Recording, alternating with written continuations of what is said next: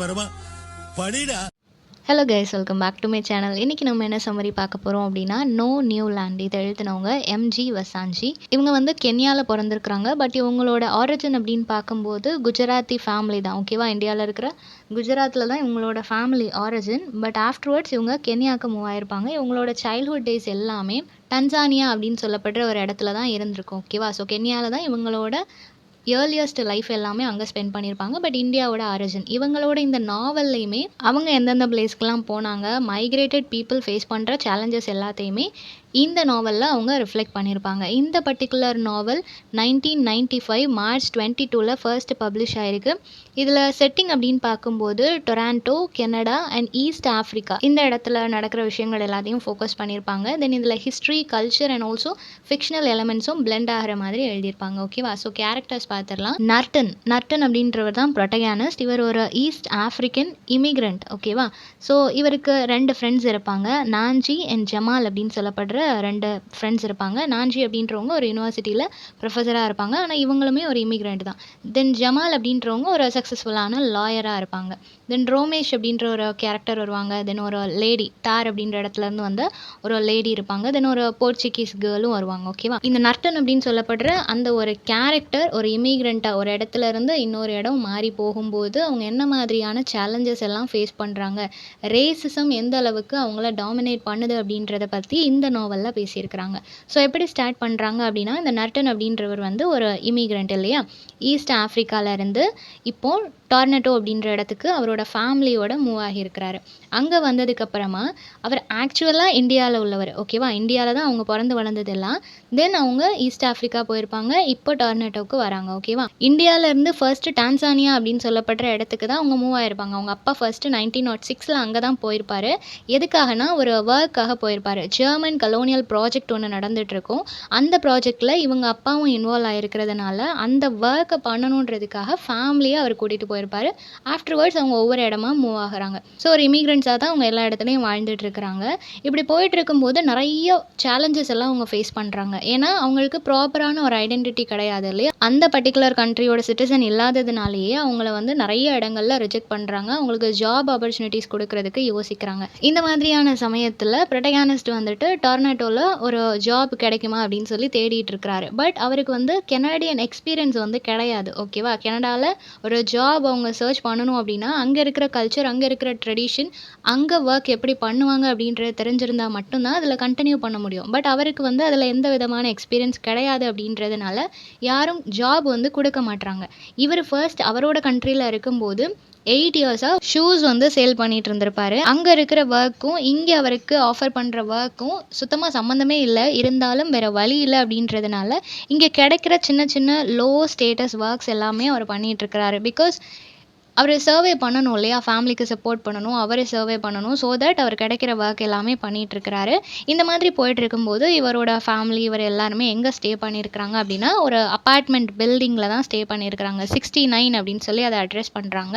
அந்த அப்பார்ட்மெண்ட் ஃபுல்லாகவே நிறைய இமிக்ரெண்ட்ஸ் தான் இருக்கிறாங்க. ஓகேவா, அதுலேயும் முக்கியமாக Indian origins but East Africans இருக்கிறாங்க. அப்படி அங்கே இருக்கிறவங்க எல்லாருமே ஒரு இன்ஃபார்மல் ஒர்க் பிஸ்னஸ் தான் பண்ணிகிட்டு இருக்கிறாங்க. அவங்க யாருமே ஃபார்மலாக ப்ராப்பராக ஒரு ஐடென்டிட்டி வாங்கிட்டு அந்த சிட்டிசன் அப்படின்னு சொல்லிட்டு எந்த ஒரு ஒர்க்குமே ப்ராப்பராக அவங்க பண்ணலை.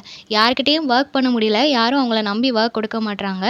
ஸோ அவங்களா ஏதாவது பிஸ்னஸ் ஸ்டார்ட் பண்ணலாம் அப்படின்னா அதுக்கு சில ஐடி ப்ரூஃப்ஸ் எல்லாம் வேணும் இல்லையா, அதையுமே இங்கே கொடுக்க மாட்றாங்க. அப்படின்றப்போ இவங்களாக தான் ஏதாவது ஒரு சீப்பான ஜாப், எந்த ஒரு ஐடி ப்ரூஃபும் இல்லாமல் சிம்பிளாக எதனா அவங்க பண்ண முடியும் அப்படின்னா அந்த மாதிரியான பிஸ்னஸ் எல்லாம் ஸ்டார்ட் பண்ணுறாங்க. லைக் இப்போ குக்கிங் பண்ணுறதா இருக்கட்டும், samosas, chapati, baby city. For example இப்போ நார்த் இந்தியன்ஸ் வந்து நம்மளோட கண்ட்ரியில் நிறைய விஷயங்கள் வந்து சேல் பண்ணுறாங்க இல்லையா, பெரிய அளவில் அவங்க ஒரு ஷாப் ஓப்பன் பண்ணலனாலும் ஏதாவது ஒரு பப்ளிக் பிளேஸில் சின்னதாக கடை மாதிரி போடுறாங்க, இல்லை வீடு வீடாக வந்து சேல் பண்ணுறாங்க இல்லையா, இந்த மாதிரி தான் அவங்களுமே ஃபுட் ஐட்டம்ஸ் எல்லாமே செஞ்சு வித்துட்டு இருக்கிறாங்க. ஸோ இந்த மாதிரி தான் அவங்களோட லைஃப் போயிட்டுருக்குது. அப்படி இருக்கும்போது நர்டன் வந்துட்டு அவர் ரொம்ப ஃபேஸ் பண்ணுற ஒரு விஷயம் என்ன அப்படின்னா ரேசிசம். எல்லா இடத்துலையும் அவரை பார்த்த உடனே எல்லாருமே டார்கெட் பண்ண ஆரம்பிக்கிறாங்க. எந்த ஒரு விஷயம் அவர் வந்து இனிஷியேட் பண்ணாலும் அதுக்கு அவரோட ரேஸை வந்து ஒரு காரணமாக சொல்லி ரிஜெக்ட் பண்ணுறாங்க. ஸோ கண்டினியூஸாக நிறையா இன்சல்ட்டிங்கான விஷயங்கள் எல்லாம் அவர் ஃபேஸ் பண்ணுறாரு. பட் எல்லாத்தையும் டாலரேட் டாலரேட் பண்ணிவிட்டு இந்த லைஃப்பை நம்ம வாழ்ந்து தான் ஆகணும் அப்படின்னு சொல்லி கடந்து போகிறாங்க. ஸோ அதில் வந்து நிறைய ஸ்பெசிஃபிக்கான மோஸ்ட் இன்சல்ட்டிங் மொமெண்ட்ஸ் எல்லாமே இருந்திருக்கு. ஒரு பார்ட்டி வந்து அட்டென்ட் பண்ணுறாங்க, அங்கேயும் இவரை வந்து அவரோட ரேஸை வச்சு கிண்டல் பண்ணுறது, எல்லார் முன்னாடியும் அவரை இன்சல்ட் பண்ணி வெளியே அனுப்பி வைக்கிறது, இந்த மாதிரியான விஷயங்கள் எல்லாம் நடக்குது. தென் இவருக்கு ஒரு ஃப்ரெண்டு உண்டு, அந்த ஃப்ரெண்டையுமே அவரோட ரேஸை வச்சு எல்லாரும் சேர்ந்து இன்சல்ட் பண்ணி அவரை அடிக்க ஆரம்பிச்சிடுறாங்க, பயங்கரமாக போட்டு அடிக்கிறாங்க. பட் அவங்கள வந்து எதுக்காக அடிக்கிறாங்கன்னு சொல்லி இவங்களோட ரேஸில் இருக்கிறவங்களே வந்து கேட்கல. அந்தளவுக்கு எல்லாருமே ஹெல்ப்லெஸ்ஸாக தான் அங்கே வாழ்ந்துட்டு இருக்கிறாங்க. ஸோ அவரை ரொம்ப அடிச்சதுக்கு அப்புறமா அவர் இங்கே இருக்கக்கூடாது அப்படின்னு சொல்லி முடிவு பண்ணி அவரோட இடத்துக்கே போகிறாரு. அங்கே போனதுக்கு அப்புறமும் கூட இந்த ஒரு ட்ரமாட்டிக் எக்ஸ்பீரியன்ஸ் அவர் எந்த அளவுக்கும் பாதிச்சிடக்கூடாது அப்படின்னு சொல்லி முடிவு பண்ணி அவர் ஒரு பெயிண்டர் ஆகிறாரு. அவருக்கு இருக்கிற அந்த கிரியேட்டிவ் ஆர்டிஸ்டிக் ஒர்க்கை வந்துட்டு அவர் ப்ராப்பராக யூட்டிலைஸ் பண்ணுறாரு. ஸோ நிறைய வெஸ்டர்ன் டூரிஸ்ட் எல்லாம் வருவாங்க இல்லையா, அவங்க எல்லாருக்கும் பெயிண்டிங் எல்லாம் சேல் பண்ண ஆரம்பிக்கிறாங்க. ஃபாரின் கண்ட்ரீஸில் பெயிண்டிங்ஸ்க்கு நிறையவே இம்பார்ட்டன்ஸ் கொடுப்பாங்க, நல்ல டாலர்ஸில் அது எல்லாமே சேல் ஆகும். ஸோ அதனால் இவருமே ஒரு நல்ல பெயிண்டராக அவரோட கெரியரை ஸ்டார்ட் பண்ணுறாரு, ஒரு சக்ஸஸ்ஃபுல்லான பர்சனாக ஷைன் பண்ணுறாரு. நெக்ஸ்ட்டு இந்த அப்பார்ட்மெண்ட்லேயே இருக்கக்கூடிய சில பேர் வந்து நர்டனுக்கு ஃப்ரெண்ட் ஆகிறாங்க. ஃபர்ஸ்ட் வந்து நான்ஜி அப்படின்னு சொல்லப்படுற ஒரு லோன்லி ப்ரொஃபஸர், ஓகேவா, அவர் மட்டும்தான் தனியாக இருக்கிறாரு, ப்ரொஃபஸராக இருக்கிறாரு, அவருமே ஒரு இமிக்ரெண்ட் தான், ஓகேவா. ஸோ அவர் கூட ஃபர்ஸ்ட்டு ஃப்ரெண்ட் ஆகிறாங்க. ஆஃப்டர்வர்ட்ஸ் ஜமால் அப்படின்ற பர்சன் கூட ஃப்ரெண்ட் ஆகிறாங்க. அவர் வந்து லேட்டர் ஒரு லாயர் ஆகுவார். அவர் வந்து ஒரு லாயர். இப்போ அவரோட ஒர்க் வந்து கொஞ்சம் டவுனாக இருந்தாலும் ஃப்யூச்சரில் நிறைய சக்ஸஸ்ஃபுல்லான விஷயங்கள் எல்லாம் நடக்கும்னு சொல்லி வெயிட் பண்ணிகிட்ருக்கிறாரு, ஓகேவா. இந்த ஜமால் அப்படின்றவங்களுக்கு நல்ல எக்ஸ்பென்சிவான கார் எல்லாமே ரொம்ப பிடிக்கும். அதே மாதிரி இந்த ப்ரொஃபஸர் இருக்கிறாரு இல்லையா, ஒரு அன்ஃபர்னிஷ்டு பிளேஸில் தான் அவர் வாழ்கிறாரு. யாருமே அவருக்கு ஹெல்ப் பண்ணாததுனால அது ஒரு பெரிய விஷயமா அவர் எடுத்துக்கல. ஸோ இவங்க 2 பேருமே நர்டனுக்கு வந்துட்டு ஃப்ரெண்ட் ஆகிறாங்க. ஒரு நாள் என்ன நடக்குது அப்படின்னா, நர்டன் கிட்ட கயானாலேருந்து வந்த ஒரு கப்பல் வந்து நர்டன் கிட்ட ஹெல்ப் கேட்குறாங்க. எங்களுக்கு வந்து இந்த நைட் மட்டும் ஸ்டே பண்ணுறதுக்கு கொஞ்சம் ஷெல்டர் கொடுக்க முடியுமா அப்படின்னு சொல்லி கேட்குறாங்க.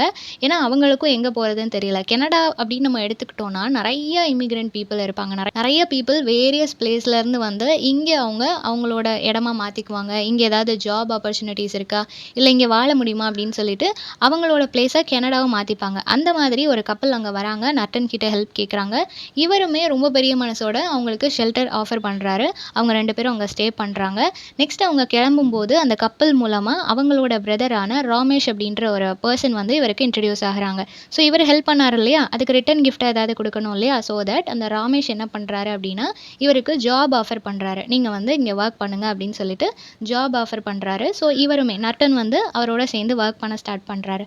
ராமேஷ் கூட பேச ஆரம்பிச்சதுக்கப்புறமா நர்டனோட ஆட்டிடியூட்ஸ் வந்து சேஞ்ச் ஆக ஆரம்பிக்குது. ராமேஷ் நிறைய விஷயங்கள் வந்து அவருக்கு சொல்லி கொடுக்குறாரு. அதில் சில விஷயங்கள் என்ன அப்படின்னா, போர்க் சாசேஜ் வந்து சாப்பிட்றது அவருக்கு சொல்லி கொடுக்குறாரு. இது வரைக்கும் அவர் சாப்பிட்டது கிடையாது. ஈவன் நர்டனோட கல்ச்சரில் அது சாப்பிடக்கூடாது. இவ்வளோ நாள் அவர் சாப்பிட்டதே கிடையாது. என்ன சுச்சுவேஷன் வந்தாலும் சாப்பிடாம இருந்தவர் இப்போ அதை சாப்பிட்றாரு. தென் அவரை வந்து பீப் ஷோஸ் எல்லாம் கூட்டு போகிறாங்க. அது வந்து ஒரு அடல்ட் என்டர்டெயின்மெண்ட் ஷோஸ் மாதிரி, இந்த மாதிரியான ஷோஸ்க்கெல்லாம் இவனையும் கூட்டிகிட்டு போகிறாங்க. ஸோ இவனோட கல்ச்சர் வந்து சேஞ்ச் ஆகிறத இவனாலே பார்க்க முடியுது. ஸோ அது வந்து இவனுக்கு ஒரு கில்ட்டை ஏற்படுத்துது. நம்மளோட கல்ச்சர்லேருந்து நம்ம மாறிட்டு இருக்கோமோ, அது வந்து நம்மள ஒரு தப்பான பாதையில் கூட்டிகிட்டு போதோ அப்படின்னு சொல்கிற மாதிரி இவனுக்குள்ள ஒரு கில்ட் ஆட்டோமேட்டிக்காக க்ரியேட் ஆகுது. இருந்தாலும் அதை கன்சிடர் பண்ணாமல் அவனோட லைஃப்பை வந்து அவன் என்ஜாய் பண்ணணும் அப்படின்ற ஒரு மோட்டிவில் அவன் நிறைய விஷயங்கள் லேர்ன் பண்ணிக்கிறான். நிறைய அன்வான்ட் ஹேபிட்ஸ் எல்லாமே அவன் அடாப்ட் பண்ணிக்கிறான். இப்படியே போயிட்டு இருக்கும்போது சடனாக அவனுக்கு ஒரு ரொமான்டிக் ஃப்ரெண்ட்ஷிப் ஒரு விமனோட ஸ்டார்ட் ஆகுது.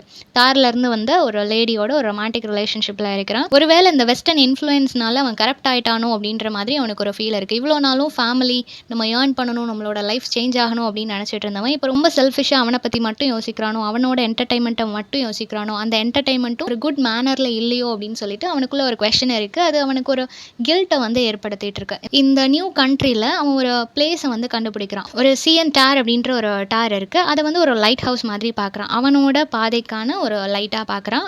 அதை வச்சு தான் அவனோட லைஃப் ஸ்டார்ட் பண்ணணும். அது ஒவ்வொரு இடத்துலையும் அவனை கைட் பண்ணுற மாதிரி அவனுக்கு ஒரு ஃபீல் இருக்குது. ஸோ எந்த இடத்துலையும் நமக்கான ஒரு ஐடென்டிட்டி, நமக்கான ஒரு ஸ்டெபிலிட்டியை நம்ம வந்து ஃபைன் பண்ணிட்டோம் அப்படின்னா நம்ம ப்ராப்பராக போக முடியும் இல்லையா. ஸோ அந்த மாதிரி இவனுமே ஃபைன் பண்ணுறான். பட் இவனுக்கு ஒரு கன்ஃபியூஷன் இருக்குது. நியூ எக்ஸ்பீரியன்ஸ், இந்த நியூ டெம்டேஷன் எல்லாம் நம்மளோட ரூட்டை அது வேனிஷ் பண்ணிருமோ அப்படின்ற ஒரு பயம் அவனுக்குள்ளே இருக்குது. ஒரு கேர்ள் அழுதுட்டு இருக்கிறத பார்க்குறான். அதை பார்த்த உடனே அவன் மனசு கேட்காம அந்த கேர்ளுக்கு ஹெல்ப் பண்ணலாம் அப்படின்னு சொல்லிட்டு அவங்க கிட்ட போகிறான். பட் போன இடத்துல அந்த கேர்ள் வந்து இவங்கள தப்பாக நினச்சிட்றாங்க. தப்பாக நினச்சிட்டு அவங்க வந்து ஒரு போர்ச்சுகீஸ் கேர்ள். ஸோ அவங்களும் இமிக்ரெண்ட் தான்.